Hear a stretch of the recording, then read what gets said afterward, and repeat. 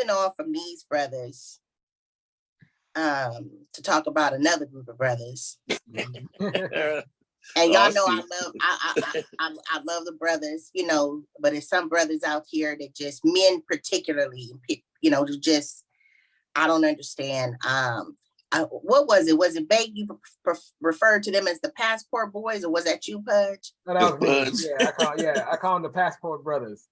So what's the passport brothers? So the passport brothers is what's this new fad that black men are getting passports to go overseas to get women that are more submissive because they sick of black women. Mm-hmm. They're sick of dealing with black women. So that's the new thing. And right now there's like a big war between the sisters and the brothers, you know, because now that's made more of a fraction on the regular brothers, who now, you know, is like, you would look like one of them passport boys. That's a new thing now. You look like one of them passport boys. Is that right? Yeah. Before black men used to get you look like you date a white girl. Now it's you will look like one of them passport boys. I don't even want to. Wow.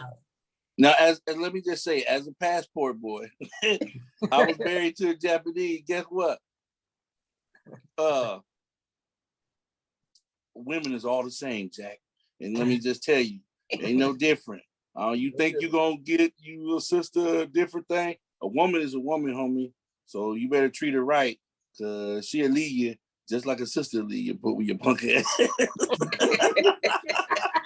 I think the thing though with these passport boys is the whole thing about wanting to find women that are submissive, and it's been said that black women aren't submissive, which I don't think that's true. I think that we do know how to be submissive, but it's a matter of who are we submitting to. Are you submitted worthy? You know what I'm saying? Are you worthy of that submission? You know, are you even willing to submit? You know, because like Bake said, you know, when we were talking about this previously before the show, it's a two-way street. You know, we both have to be submitted to one another. And then I think too, it's the definition of submission. People have different definitions of it. And I think that unfortunately you got some people who think that submissive means to be docile, that you can't have your own opinion, that you can't have your own thoughts, you know, that the man has to run and control every single thing. And, you know, you're just supposed to be a doormat. Mm-hmm. I got a question for you, bro. Do you think culturally that submission means different in our culture than other cultures? Absolutely. Because maybe we're doing the wrong type of submission. We think we're doing the general submission because everybody goes across the board, but the Latin community, that submission is different. Yeah. Black community is different, but remember, we always trying to be like the white community in their submission. That's a different submission. Well, the submission that we're under is that biblical law, right? Yes. Where the man is head over the woman. And the problem is most of the time, Leroy, you know, he working 30 hours a week, the sister working 45 hours a week, plus she making more money than Leroy. Leroy ain't got no say-so in this damn house. Well, but then again, that doesn't necessarily need to be the case though, because you still have to let a man be a man.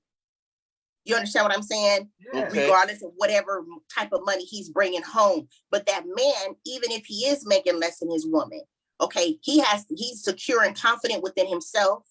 He comes home and he's still taking care of things that the woman maybe can't do. It's like about complimenting each other's lives. Right. But Leroy, he think you still supposed to be submissive. Yeah. You see, and like Pudge said, he's not being submissive because this was me. My woman Japanese, you know how they were submissive.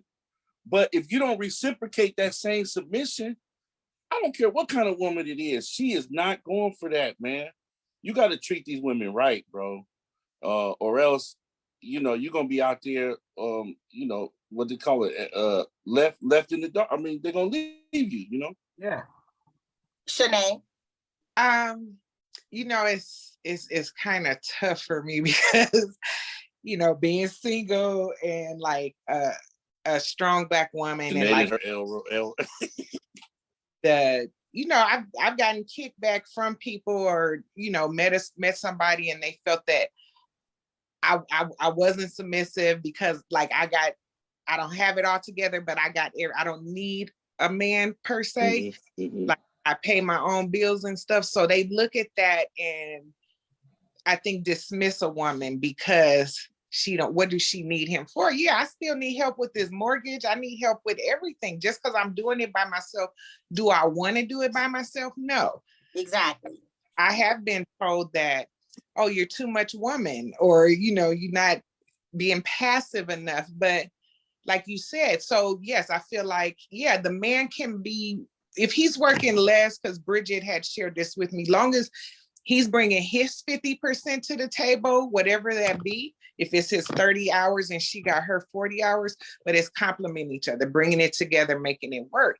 But don't add because I'm out getting my hustle on and you not doing what you need to do. So how do you, I'm gonna have a problem with a man coming trying to tell me to do this or don't do that when I'm putting in more energy than you. So how you gonna tell me what to do and what not to do when, where we gotta meet halfway here. But if it's 70-30, it's not gonna work. It's not gonna work. But I wanted to know about that too from a man's perspective. Like, why do men think that a woman that does or goes out to get her own, I'm not waiting on nobody to give nothing to me? You know, I would love it, but it's not what it is. If I want to live a certain way, I gotta do what I gotta do on my own. Or I be sitting around waiting for a man, I ain't gonna have nothing. So don't be mad at me because I went to go get it, you know. But so how is that? Why? It's like a flip question. Why do men feel that a woman has to be passive? Like, well, it's insecurity, Shanae. It's insecurity. It's because, like you say, he haven't taken care of his business, right? And so when he gets with you, he's looking around like, yeah, I ain't got this. You know what I'm saying? I ain't got this. Oh shit. You know what I mean? And so he think he doing something big when he go wash your car. You know what I'm saying? You want to put some gas in your tank or something. You know what I'm talking about? And because I've been there, I'll tell you, I played these roles before, so I know what we talking about. Where she's a teacher, she's making way more money than me, but you know, I can satisfy for a little while, but like you say, after a while, it's like, well, she needed somebody to match her. You know what I mean? And I wasn't there. But on my end, I say, okay, I take that and want to improve, right? So when I go into another relationship, then I kind of understood, like, wait a minute, this woman don't have what I have or where I am. And so, yeah, we should all be striving to make each other better and not oppress our partners, because that's really what it is. That's what it is in the household. It's oppression. Yeah. Dad, because you went to do something, you know. Yeah. So, well, for me, I can speak on it from being married 12 years, when I was married 12 years, and I was the one that was making the most money. And when it hit the recession, the big recession in 07, and I lost my job, and she had to become the breadwinner. I couldn't find a job, you know, for almost I was out for 3 years straight. So I was just doing whatever odd jobs I can pick up. So she became the breadwinner. And then when it came, I just remember when it came time when we broke up, it was like, I didn't do anything. The way she talked was like, she was the one that did everything, the whole relationship. I was like, when we were together 12 years, I was like, so what about the first 9 years? You know, it's like, so that I'm on the flip side where I feel like I got forgotten. Like I was like, I've worked 3 or 4 jobs, you know, at a time to make, you know, wash her car, make sure her car is good, you know, do the oil change. And she was supposed to help. She was supposed to, you know, that was her time. That you've been the breadwinner all this time. She should have picked that up. You can't, even though you're doing it now, he did it all this time. So you gotta have his back now. But you know what the problem is? Huh? You know what the problem is? She looking through Facebook, Instagram. Her friends, they done moved on. They taking trips. Y'all back here eating bologna sandwiches. No, that's We gonna got get woke. coming in sandwiches till we get back up then. You know, we was there, but now we not. We in a different time. Everybody gonna have their different high moments. Right. But then the dude at work is now hollering at you. You know, you see what I'm saying? So there's all these, it's not like it used to be, you know what I'm saying? Especially with the social media. We don't value these relationships as we used to, you know, because everything seems to be transactional. What can you do for me lately? Not like, let's say, not what I did for you 12 years or 9 years. It's what have you done for me now? Yeah, people forget. You know what I'm saying? And I think the thing is, you hit it too. First of all, y'all all made great points. Social media really has affected the sacredness, if you will, of relationships. Nothing is sacred anymore. You know what I'm saying? Nothing is private anymore. You know, so it's one of those things where we got to get back to that sacredness. We got to find out, we really have to do more communicating too in our relationships to find out, what do you want? What do you expect from this relationship? What do you want? Or what do you expect of me? What are we expecting of each other? And, you know, where are we going? Making sure we're even headed in the same direction.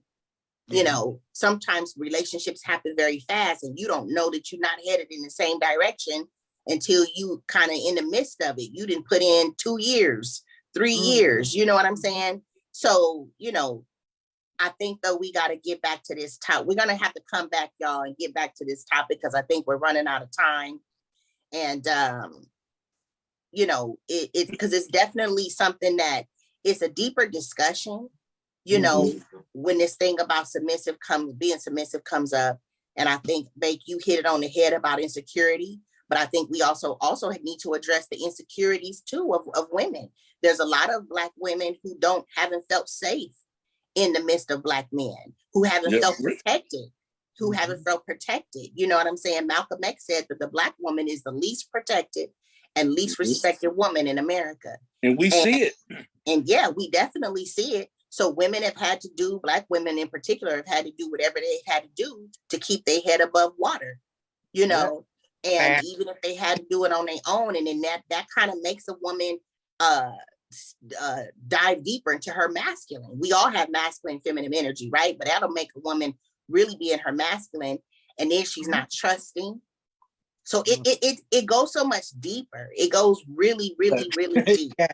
You know what I'm saying? And we got to get back into it so we can have, you know, because it's definitely different perspectives. But this is a conversation that definitely needs to be had because of the great divide between Black men and Black women is really sad, you know. And my thing is, even if you are a Black man that doesn't prefer to date Black women, that's fine. But you don't gotta hate us. You don't gotta talk down on us. You know what I'm saying? You don't gotta call us out your name because your mama's still Black, nigga. You understand what I'm saying? You still got a Black mama. You got a Black grandmama. Did Ro just call him a nigga? Yeah. Sometimes I gotta go there, y'all, because it's one of those things. So